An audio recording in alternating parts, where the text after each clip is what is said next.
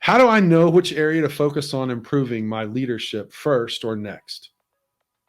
How do I know which area to focus on improving my leadership first or next? That's a great question.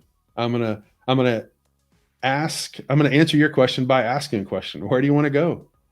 What are your goals and your dreams?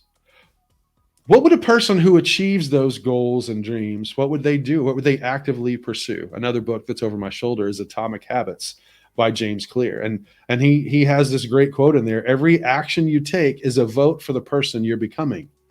Man, that's huge. Take that back to your question. Where do you want to go? What do you need to focus on first? Well, the question is, where do you want to go? Like, you could read a whole bunch of books. You could go learn the skill of sanding. Get yourself a new sander or some sandpaper, and you want to go start building wooden things. Great.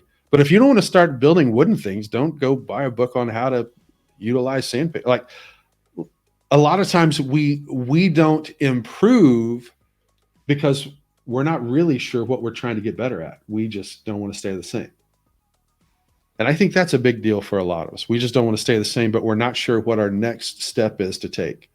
Well, I think your goal can always be to go back to yourself and always strive to become the leader that you would follow. There are times when I look back in my life and I'm like, man, I don't know why people would have followed me at that point, because I didn't really know what I wanted to do and I wasn't sure how to do it.